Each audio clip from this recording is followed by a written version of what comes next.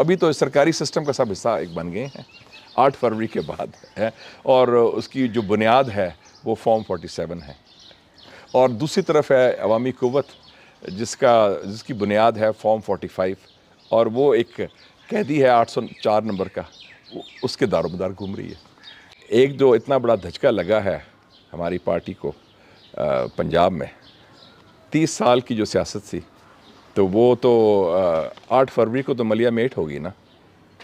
जो एक गढ़ था, जो हमारा घर था, अगर आप अपने घर में और अपने गढ़ में हार जाएं और नामालूम अफराद से हार जाएं, गुमनाम लोगों से हार जाएं, और तो फिर आपको कुछ सबक तो सीखना चाहिए ना कि हम हवा का रुख किस तरफ है।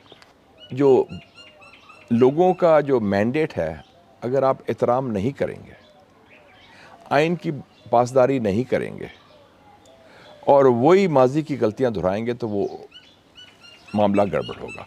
मैंने तो कहा है ज़रूरत है दस्ते शफ़ा की। दस्ते शफ़ा में सियासतदान जितने हैं, सियासी जमातें जितनी हैं, सब शामिल हैं।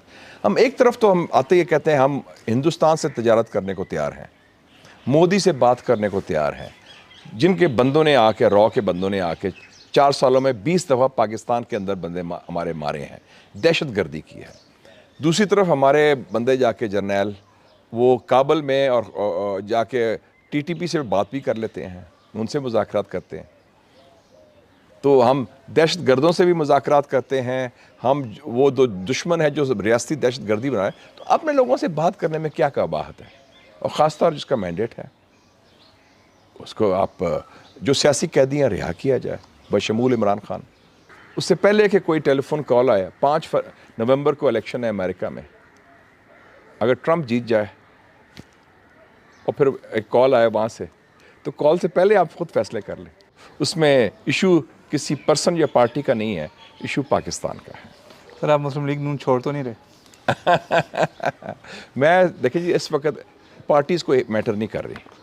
इस वक्त इशू है पाकिस्तान की बका का, पाकिस्तान में जमहूरियत का और जमहूरी इस्तेकाम का।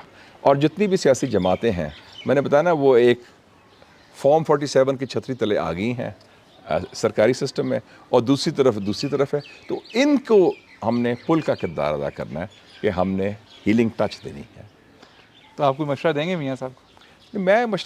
मैं अपने राय दे चुका हूँ। मैंने पहले भी राय दी थी कि मैं कहता, मैंने तो जब सब कह रहे थे कि जी चौथी बार लोग वज़ीर आज़म बनेंगे, मैंने उसको भी मशवरा दिया था कि उसका चांस नहीं है। अगर कुछ करना है, आपने सिस्टम में आना है, तो प्रेसिडेंट बन सकते हैं, वज़ीर आज़म का चांस नहीं। मैंने तो पहले, लोग मेरे से नाराज़ भी हुए कि आपने ये बात की, वही बात सही साबित हुई। तो मेरे ख्याल में लीडरशिप वो होती है कि आप कहते हैं ना कि read the writing on the wall. आपको पता होना चाहिए कि क्या हक़ाइक़, ज़मीनी हक़ाइक़ क्या हैं और अवामी सोच क्या है। भाई ये जो फ़ैसला हुआ था इलेक्शन से पहले, गलत फ़ैसला था कि अब किसी को बल्ला नहीं देना, क्योंकि उनका अपना अब क्या फ़ायदा हो। आज सुप्रीम कोर्ट ने भी उनको फिर सस्पेंड कर दिए वो फ़ैसले। तो हम अगर एक चीज़ बुनियाद पर गलत होती है, अब देखें ना, मजाक बन गया कि फॉर्म 45 क्या है, फॉर्म 47 क्या है कि जी वो फलाना। अब इवन आपके जो माजी के केयर टेकर वज़ीर आज़म है, वो ताना दे रहे हैं हुक्मरान जमात को चुप हो जाओ, वरना मैं तुम्हारी असलियत बता दूंगा कि तुम तो पैदावार हो फॉर्म 47 के, यानी कि आपकी जाली मैंडेट है।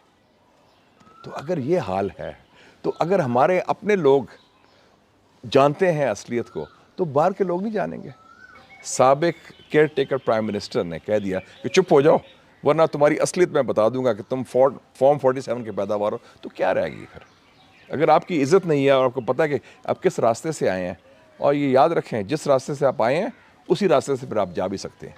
वर्ल्ड इकनॉमिक फोरम में कि हमारा जो रेवेन्यू सिस्टम इज़ इन टैटर्स, तबाह हो चुका है, हमारा सिस्टम इज़ इन शैम्बल्स, तबाह हो चुका है।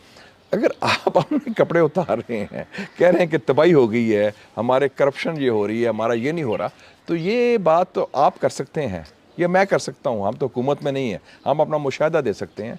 लेकिन जो एक बाख्तियार बंदा है, जो वज़ीर आज़म है, अगर वही रोना धोना शुरू कर दे कि जी हम मारे गए, लुटे गए, हमारे पास, तो वो कहेंगे फिर आपके दाने मुक्के हुए हैं, तो आप क्या कर रहे हैं इस कुर्सी में बैठे, आप जाके घर जाएँ फिर।